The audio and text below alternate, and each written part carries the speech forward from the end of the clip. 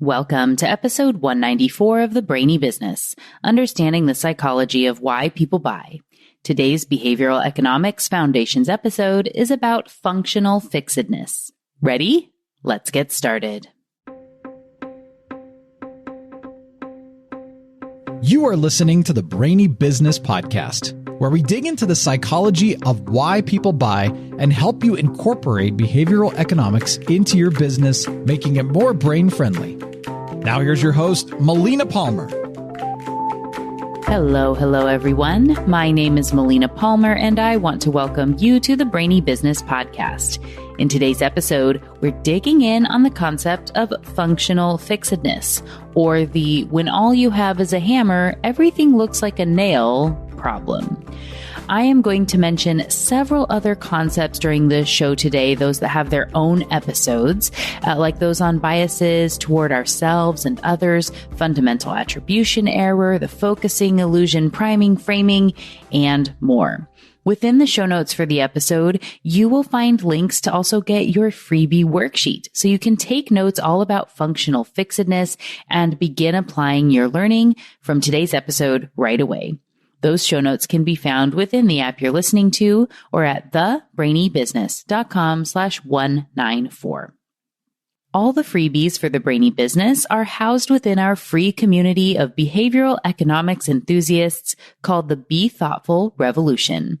When you go to those show notes and request your freebie, you'll be automatically added to the group and get access to all sorts of freebies. Plus, have a way to connect with me and others from around the world who love behavioral economics and want to share about it. Again, any freebie from the Brainy Business will get you into the group, including the one for this episode. You can also join the Be Thoughtful Revolution at any time using the link bit.ly/join BETR. All right, so let's jump right in on functional fixedness. Again, our when all you have is a hammer, everything looks like a nail problem. I'm going to start by taking this analogy a bit to the extreme as I talk about how it works. Sound good? All right, so I want you to imagine you show up to tackle a new skill or concept. You're really excited about this new opportunity, maybe first day on the job, and you likely bring every mental tool you might need to help you learn. You are a sponge, ready for whatever life throws at you. It may seem naive to someone with more experience who looks at your enthusiasm with a shake of the head thinking, I remember when I was a newbie like that. I didn't know anything. I'm so much better off now. You know what I'm talking about. And while experience is important, expertise is also kind of overrated, in my opinion. There are a lot of times where we get so narrowed in on what we think the problem is when we're experts, that curse of knowledge, something I talked about with Adam Hansen when he was on the show, that we don't look at what else could be going on. As you develop expertise, you start to declutter that mental toolbox. Instead of having everything available to look at and use, over time you throw away the drills, wrenches, and duct tape while you perfect your hammer. Focused on your hammer, you might enhance its materials, make it stronger and more ergonomic. Everything you do is about creating that ideal hammer. The problem, of course, comes when you are asked to work with someone who only uses screws or who has a firm rule about not creating any holes. A hammer is totally useless in both of those scenarios, and if all you can do is argue about the value of your hammer while the other department members are trying to talk over you to convince you to use drills or non-permanent glue, this very quickly becomes a standoff where no one is willing to budge. Everyone believes their way is best, and the others are illogical jerks who are unwilling to listen to reason. Your own actions are, of course, justified due to your fundamental attribution error. There is a link to that episode in the show notes, but this is the phenomenon where we give ourselves the benefit of the doubt. both with an internal justification for why we're good people and this was a one-off circumstance, while also blaming external influences for our deficiencies in a way that we don't always afford to others, especially those who are in another department, someone we would say are a them versus an us.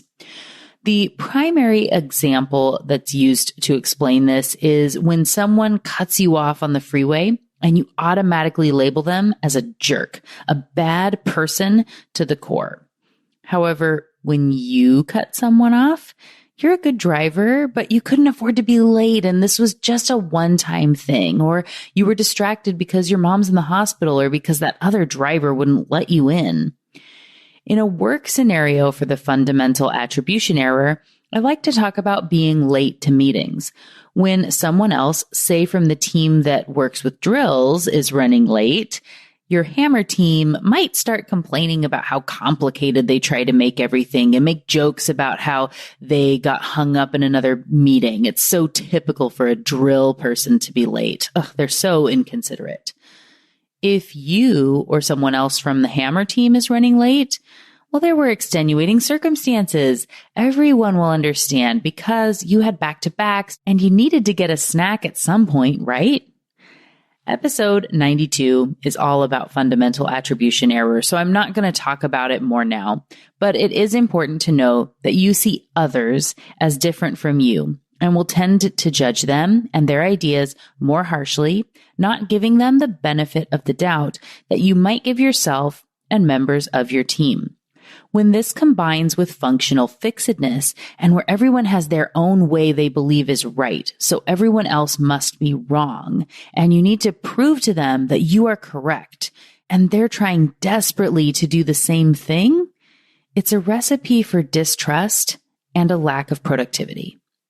When you look at your own business interactions, how often are you arguing a point you know to be true, while others are fighting just as passionately for something they believe in? Or how often have you proposed a great idea only to be told, we tried that once 10 years ago and it didn't work? Those are hammer drill problems and examples of functional fixedness in the workplace. In the episodes on confirmation bias and the focusing illusion, I talk about how the subconscious will filter through information to determine what is important and let everything else sort of fall by the wayside. You've potentially heard me talk before about how your subconscious can process approximately 11 million bits of information per second compared to the 40 bits of information for your conscious brain. If we put that another way, it means that for every one piece of information your brain decided was relevant or important enough to focus on, there were 275,000 other things it filtered out. Isn't it possible that the one thing someone else is arguing is one of those 275,000 things that your brain filtered out and didn't focus on? Or that you are looking at just one of the many possible correct alternatives that could work? As Rory Sutherland says in his book Alchemy, the opposite of a good idea can still be a good idea. Functional fixedness, or being set in your ways, is very similar to confirmation bias and the focusing illusion. If you go in looking for examples for why hammers are the best, or were to search for articles about how drills have ruined walls, again, taking this analogy way too far, but we're in this together now, you'll find information to support that. Similarly, the drill people that want to look up how hammers are more likely to cause big holes or how nails don't secure things as well as screws will be able to find that as well. This shift in perspective to allow for the 275,000 other things that could also be true shows how even when you disagree or are saying completely different things, you can both be right. To put it another way, everyone else doesn't have to be wrong in order for you to be right. That picture could be hung with a nail, a screw, command strips, or something else you haven't thought of yet. Each has its pros and cons and are worth evaluating. Even if you only have a hammer, you can still add in a perspective of the other tools that are available. Maybe those that used to be in your toolbox, but you've done away with as you've gained expertise. Sometimes you have the benefit of knowing someone with a drill and someone else with adhesive strips to have a conversation with. Other times, you need to try and emulate their perspectives without them being there. Regardless of the situation, whether you have people to connect with or not, this is all about getting out of your own functionally fixed way. And one of my favorite stories that I think is such a great example of overcoming functional fixedness comes from Apollo 13. In case you aren't familiar with the story, there's a movie about it that came out in 1995 featuring Tom Hanks as one of the astronauts on the Apollo 13 mission. And I've linked to a little clip in the show notes here that showcases some of what I'm going to talk about here right now. But I do recommend the movie. It's great. So Apollo 13 is one of the NASA missions that was intended to land on the moon. But very early into the journey, they had an unexpected emergency that very easily could have ended in disaster. But the team was able to work together and bring all 3 members of the crew home safely. Shortly after an oxygen tank exploded, they realized they would have to abandon the main spacecraft and move to the lunar module, or LEM, and turn it into a makeshift lifeboat. One big problem was that it was designed to sustain 2 men for 45 hours, and they needed it to sustain 3 men for 90. No small task. To make matters worse, they realized mid-emergency that there had been a clear lack of communication between the teams who had been on the projects designing the LEM and the main spacecraft. They were siloed teams, much like our hammer and drill people from before, and they never imagined anything from one area would need to work on another, something that's very obvious in hindsight, but there had been no need to touch base as they were working on their own parts. Each worked happily on their own projects, which didn't matter until it mattered. In this case, the CM lithium hydroxide canisters, which are used to scrub carbon dioxide out of the air so humans can breathe in space, were square on one system and round on the other. Sadly, this type of problem isn't limited to Apollo 13. In 1999, NASA lost a $125 million Mars orbiter because one team was using English units of measurement while the others were using the metric system, something that wasn't discovered until the thing was in space and unable to function properly. And I promise NASA isn't the only organization to do this. I'm not picking on them intentionally. They just have really public failures when things go wrong. And even when the stakes are high, little things like this can be missed when you're too focused on your little area that you're working on, and it can cause a big problem. So back to Apollo 13 and its canister issue. They didn't fit together naturally, and the team needed to figure out how to get a literal square peg to fit in a round hole under limited time with only the items available in the spacecraft. And they had to be able to explain how to make it work to a team without experience with this specific sort of work, who were about 200,000 miles away with communication systems that were a lot like a walkie-talkie. And you thought trying to communicate with your team over Zoom was hard. When presented with the problem, the engineers and other team members on the ground all explained why it couldn't be done, what might go wrong, how they'd never simulated that, and that they didn't want their departments to be responsible for making a guess, that the pieces weren't designed to do what needed to be done. To this, flight director Gene Kranz, played by Ed Harris in the movie, replied, "I don't care what anything was designed to do. I want to know what it can do." A remarkable reframing that may just have saved 3 lives. This simple statement can essentially give the brain permission to look at the problem in a different way, to free itself from the mental constraints that it's putting on the situation by focusing too narrowly on one particular aspect. When things were going right, what something was designed to do mattered. In a crisis, who cares? We need to make something now that can achieve this one goal. How do we do it? I talk often about how easy it is to find the right answer to the wrong question. This Apollo 13 example is a perfect showcasing of that. All the responses from the engineers and others on the team may have been technically accurate, but they didn't help solve the problem at hand. They didn't give the astronauts enough clean air to breathe so they could get home safely.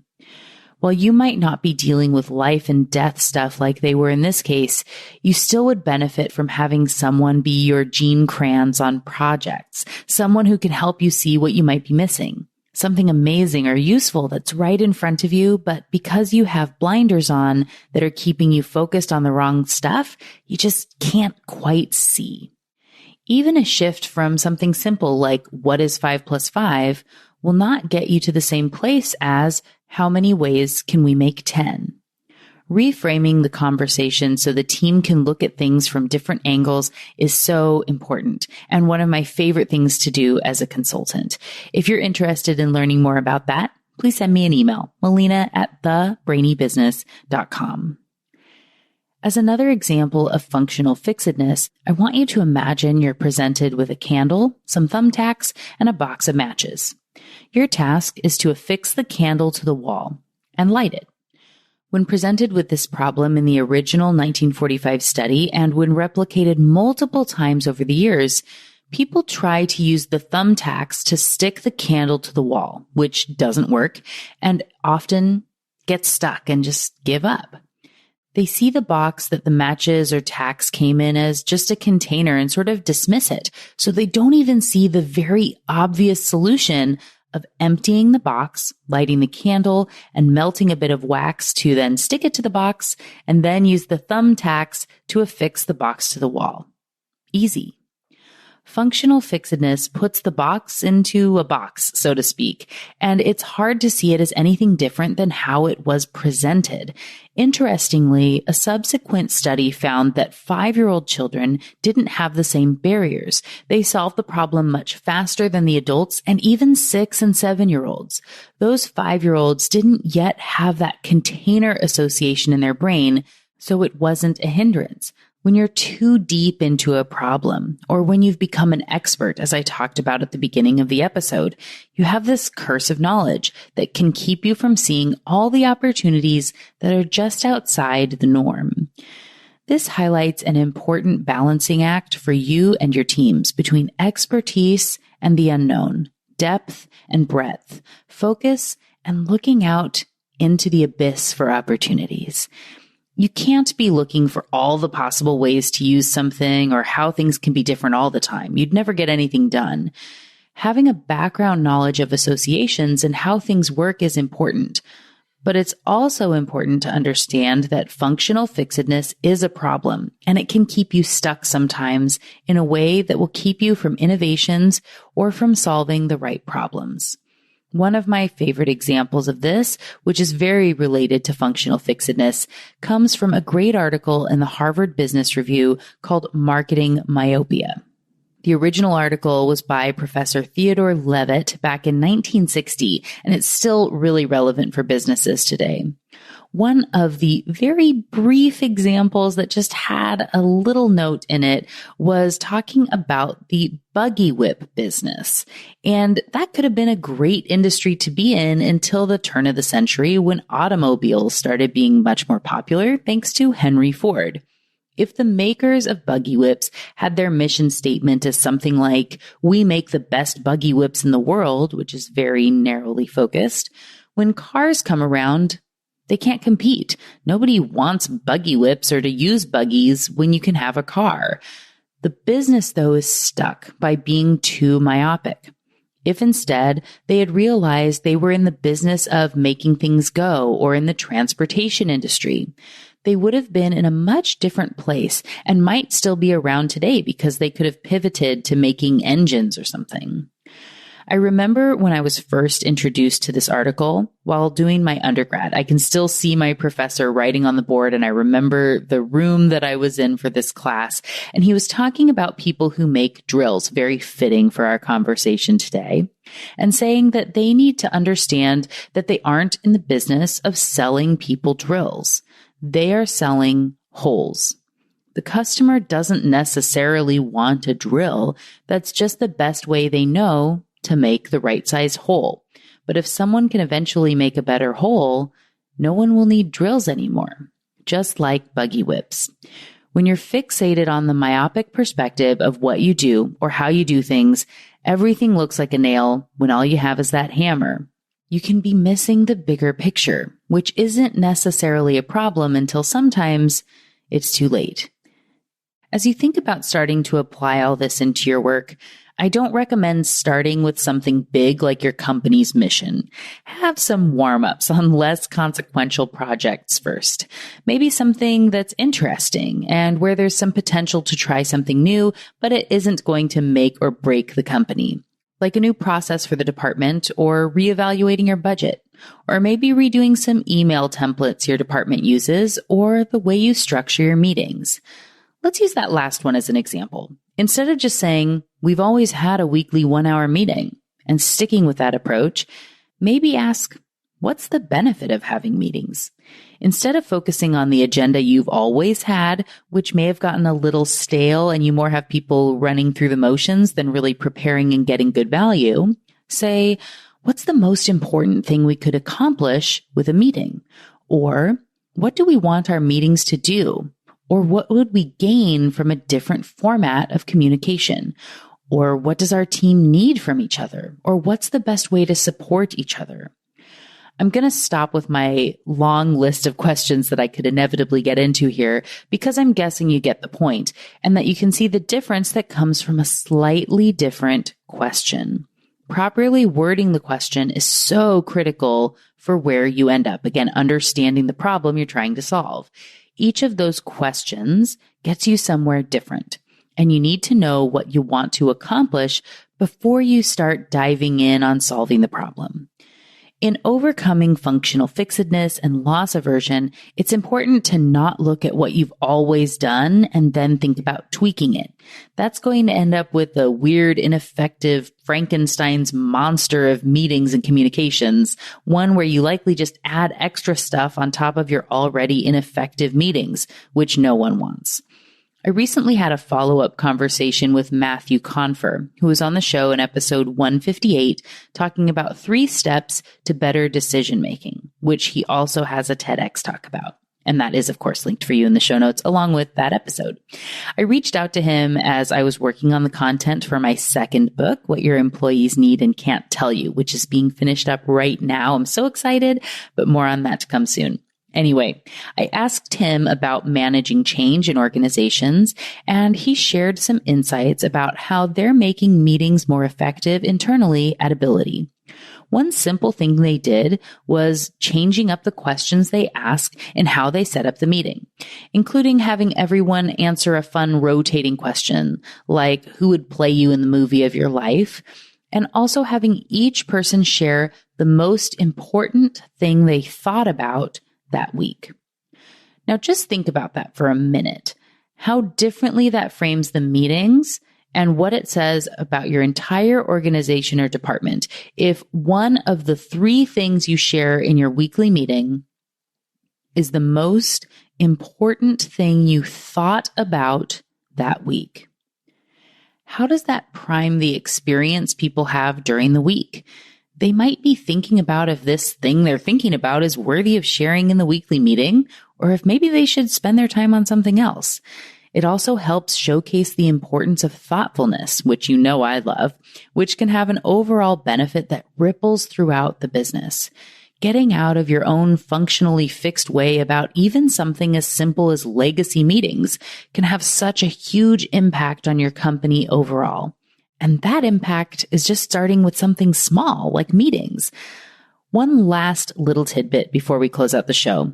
In general, when there's an issue with functional fixedness, both sides are holding on so tightly to their own respective hammers. Like all the biases, heuristics, and concepts I share here on the Brainy Business, it's easier to see these things in others than in ourselves. But I challenge you to look for your own hammer in each encounter. What are you fixated on that's keeping you closed off to the other person's perspective? How might things be different if you asked a different question or look for a new opportunity? As a reminder, there is a worksheet waiting for you in the show notes at thebrainybusiness.com/194 to help you work through functional fixedness in your life and business. I want to leave you with a paraphrased reminder of that statement from Gene Kranz during the Apollo 13 mission, because it's such an important reframe and something you can use in other situations as well. It doesn't matter what something was designed to do. You need to know what it can do.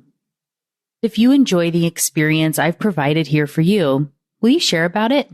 That could mean leaving a rating and review on Apple Podcasts or wherever else you listen, sharing this episode or any other with a friend who you think would find value in the insights, or even hitting that subscribe button if you haven't already. Thank you so much in advance. I appreciate it and you. And just like that, episode 194 on functional fixedness is done. Next week, I'll be joined by our first guests on the podcast from South America. Karina Montes and Mario Drago from Biuefa in Peru are here to talk about their amazing work with nudges, its impact, and tips that anyone in a country that doesn't yet have a behavioral economics presence can use to follow in their footsteps, leading the way. It's going to be a lot of fun. You don't want to miss it. Until then, thanks again for listening and learning with me. And remember to be thoughtful. Thank you for listening to the Brainy Business Podcast. Molina offers virtual strategy sessions, workshops, and other services to help businesses be more brain-friendly. For more free resources, visit thebrainybusiness.com.